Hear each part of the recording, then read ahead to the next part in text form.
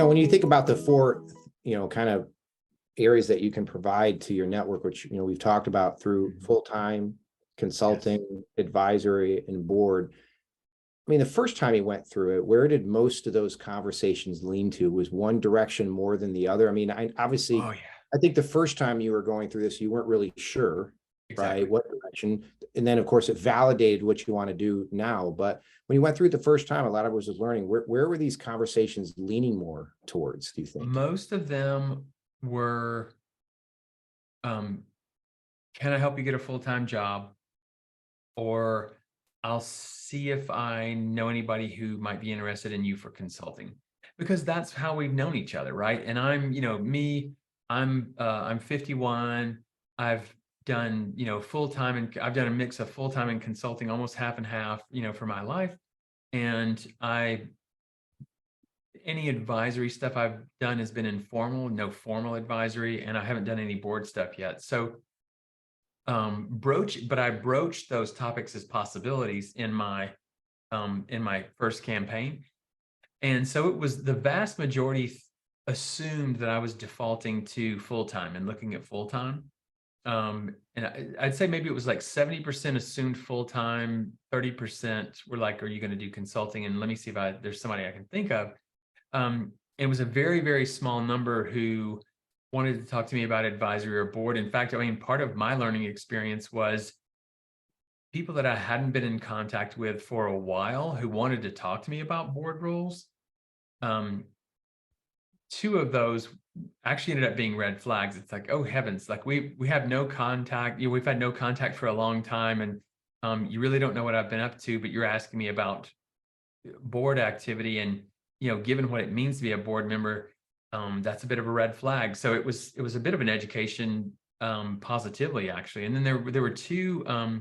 I had two out of my first, campaign that had overall, I think had 80 or 85 respondents. I had two talk to me about advisory, and those are still in place. So that was kind of the mix. Most people assume full-time, some consulting, tiny board, tiny advisory. And how did that evolve to the second time you campaigned, which was what, 4, 5, 6 months later? Yeah. So how do those conversations evolve? With one of the things that I framed in the next campaign, because what happened was, none of the full-time stuff I was talking about was like, it's not anything I was going to do. And my consulting, in fact, and some chunk, like I would say probably 50%, maybe 60% of the consulting prospects that were in my pipeline were because I had reached out to people, and either their company needed something or they knew somebody, right? And then others were ones that I'd been working on for a while. So in my next campaign, I highlighted, hey, consulting's going really well, and it's a mix of these, segments. And if you know anybody who's looking for that with my, my particular flavor, let me know. And then I had a next paragraph of, and hey, I'm definitely having some intriguing full-time conversations. They've mostly been in these areas. Nothing that would pull me away from consulting just yet, but who knows? And so as a result, the conversations that I've had that I had in that campaign, I feel like they were better because people knew, like, either I know a full-time thing that I think you're going to love, or here's who else I think you should talk to about consulting, or here's an intro I'll make about consulting, which was, honestly, I feel like that second campaign was more fruitful in terms of really, well, and two things that I helped my network with in the second wave of my campaign, I feel like were more impactful as well. But in my experience, that's part of the natural process. Like, you have to go through that first campaign, and then you learn things from that first campaign about what people know you for and what people think you're good at and what they think they could help you with and what you could help them with. So I'll say it's, through the cycles that I've been through, you kind of learn from each campaign. It was funny, you and I were talking about, what is the one thing that you learned that your network educated about you that you didn't know before? And it was all relevant to that perspective of, You didn't realize everybody thought you as an expert in this, and there's only one other person. Yeah, that's excuse me. I had several people point out to me when I said, I'm doing, consulting's really what's taking off. I'm, none of the full-time stuff's really, going there. And I had several people say, I don't understand why you were even talking about full-time. You're one of 2 people in the world who has your expertise in development process for video game development. It's literally you and this other guy. So why I don't even know why you would go do something else. And it was interesting because I knew that. I knew that, but I hadn't really internalized and processed that as, oh God, I actually do have a considerable niche. And it's funny hearing that from my network. I have changed my marketing, what I talk to people about when I'm networking, what I put out online. And I'm, currently, and I'll say this wasn't true 6 months ago, I'm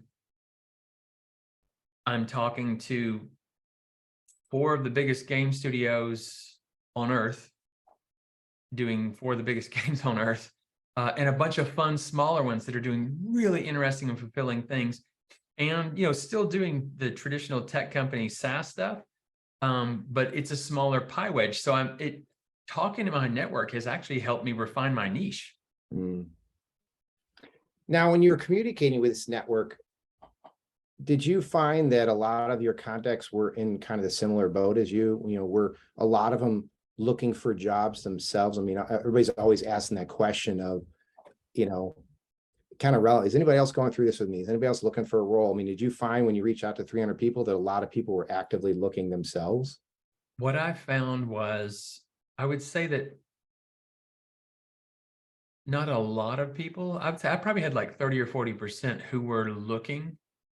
But what everybody had in common is when I talked about, I feel like, because my little spiel was, I've known I need to get better at networking, keeping in touch with people. And then I had this executive recruiter reach out to me, and then turns out he has this platform, and he talked to me about, looking at and listening to me. He said, you've done all this stuff, and it seems like you spend a lot of time mentoring and investing in people, directly beneath, and then all the way down to entry level people.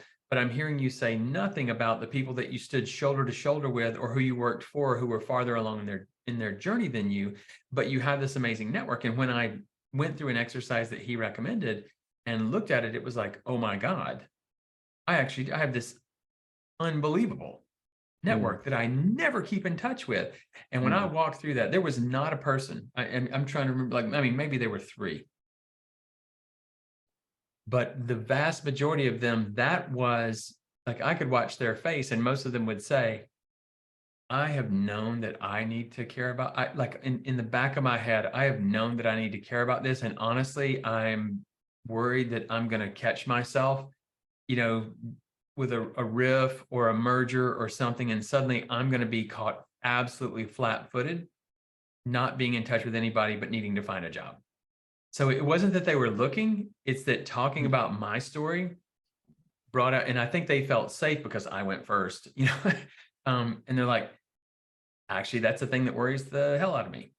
It's like, if something happens to me, but I'm not doing anything about it.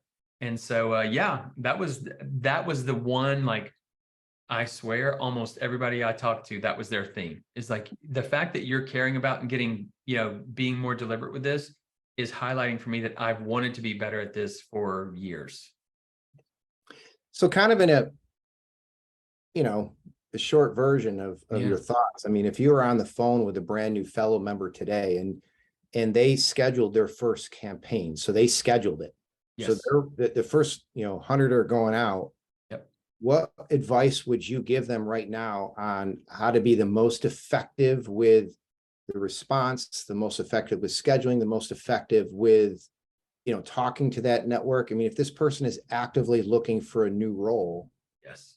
I mean, what would be your advice to them to be the most effective from what you've learned so far?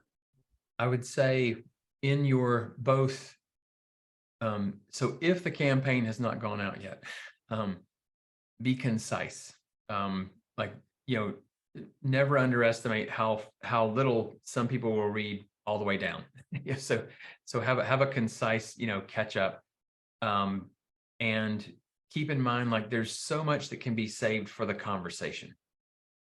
So both in what you send out and then when they respond, you know, just send, like my go-to template is first name. It's so good to hear back from you. And then I have a space for personalized sentence or two, maybe three. And then it's here's a link to find time on my calendar, automation link. I would love to catch up and hope we can. Look forward to hearing from you. And I'll leave it at that.